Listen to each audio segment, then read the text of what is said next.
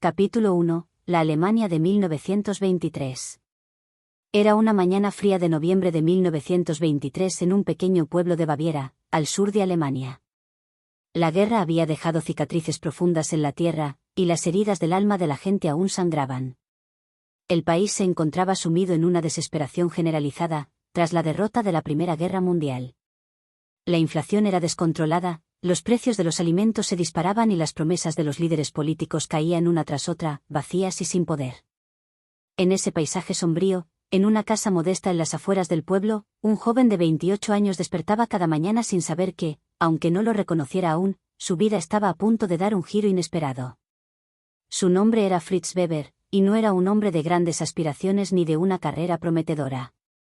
Era un obrero en una fábrica de cerámica, alguien que vivía al margen de los grandes eventos históricos que sacudían su país.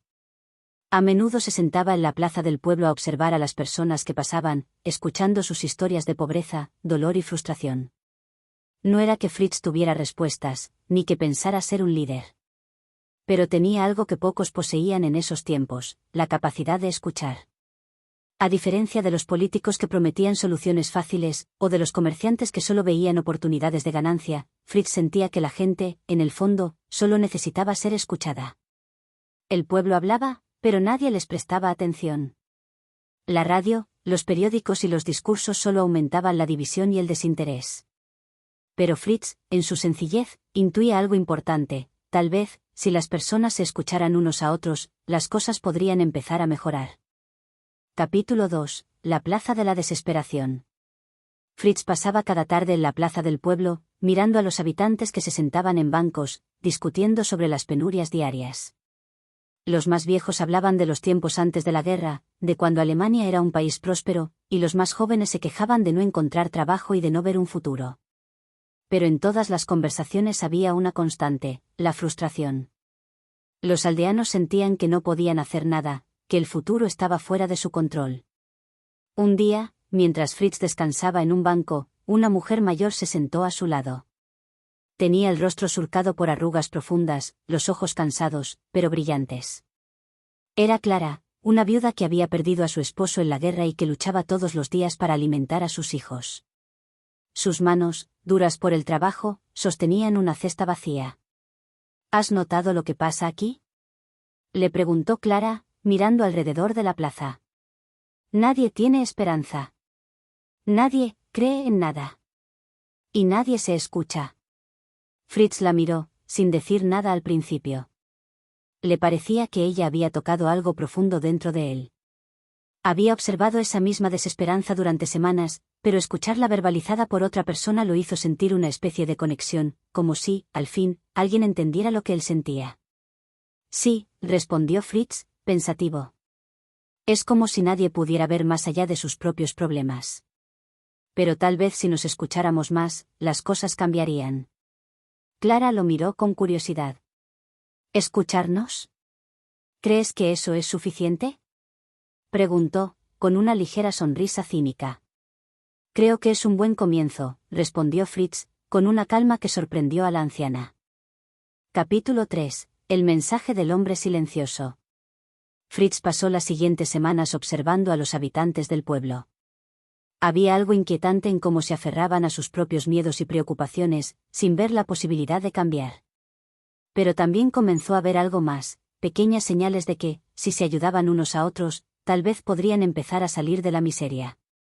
Un vecino ayudando a otro a reparar una casa, una madre que compartía su pan con otra que tenía hambre.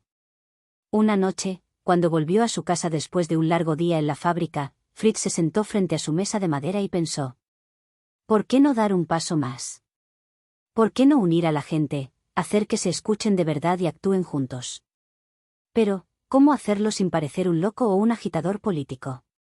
Entonces le vino a la mente una idea. Se levantó, fue hasta su pequeño escritorio y empezó a escribir unos panfletos sencillos. No había palabras complicadas ni promesas vacías, solo un mensaje claro y directo. Unidos, escuchándonos, encontraremos una solución a nuestros problemas. Comencemos hoy. El hombre silencioso. No firmó con su nombre, ni con nada que pudiera identificarlo. Quería que las ideas fueran lo importante, no la persona que las dijera.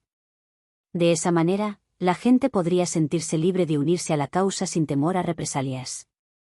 Al día siguiente, repartió los panfletos por todo el pueblo, dejando uno en cada puerta y bajo cada ventana, como una semilla plantada en el corazón de todos. Capítulo 4. El despertar de la comunidad. Al principio, la gente no sabía qué hacer con los panfletos. ¿Un mensaje tan simple realmente podía cambiar algo? Pero pronto, algunos comenzaron a hablar de él. Los rumores del hombre silencioso comenzaron a circular. Algunos decían que era un loco, otros pensaban que era una broma, pero había algo en las palabras que comenzaba a resonar en el corazón de la gente. Por fin, alguien les hablaba sin promesas grandiosas, solo con la esperanza de un futuro mejor a través de la cooperación. Un pequeño grupo de vecinos decidió reunirse en secreto, por temor a represalias de las autoridades. Se sentaron alrededor de una mesa en una taberna vieja y discutieron el contenido del panfleto. No tenían nada que perder, y quizás, solo quizás, este mensaje podría ser el comienzo de algo nuevo. Escuchar y unirse, dijo uno de los hombres. Es lo que necesitamos. Ningún político ha hecho nada por nosotros. Tal vez, si actuamos juntos, podamos resolver nuestros problemas. A partir de ese momento, los habitantes del pueblo comenzaron a organizarse. Se formaron comités para la distribución de alimentos, grupos para enseñar a leer y escribir a los niños, y una red de apoyo para los enfermos. La vida en el pueblo comenzó a mejorar.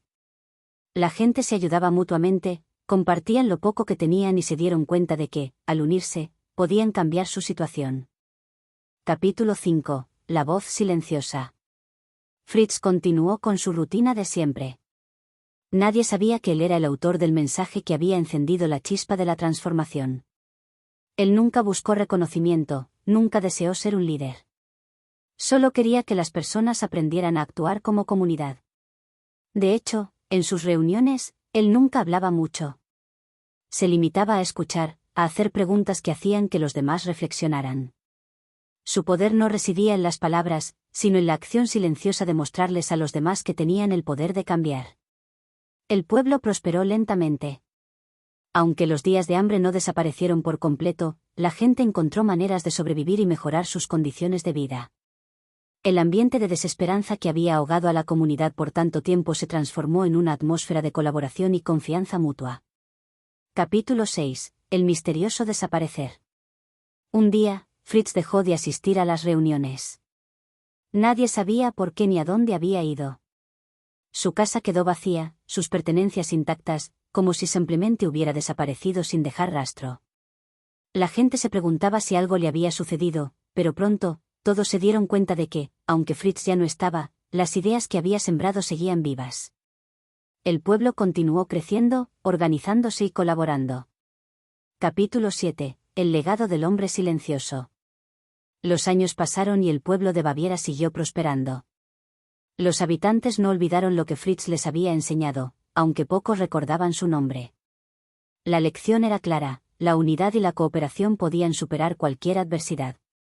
En los años siguientes, cuando la resistencia pacífica comenzó a ganar fuerza en Europa, algunos historiadores notaron que movimientos de resistencia en diferentes lugares parecían haberse inspirado en ideas como las que Fritz había propuesto: la fuerza de la comunidad y la solidaridad. Fritz nunca recibió un reconocimiento formal por su trabajo, pero su legado siguió adelante, convirtiéndose en una semilla que creció mucho más allá de su pequeño pueblo. Capítulo 8. El ecosistema de la esperanza. En los años 30, cuando Europa estaba al borde de la Segunda Guerra Mundial, muchos pueblos y comunidades que habían adoptado los principios de Fritz Weber se convirtieron en ejemplos de resistencia pacífica. Nadie sabía quién era el hombre silencioso, pero sus enseñanzas seguían vivas en los corazones de los que luchaban por la paz y la unidad. Aunque la historia olvidó su nombre, su lección perduró: la verdadera revolución comienza en la capacidad de escuchar y actuar juntos.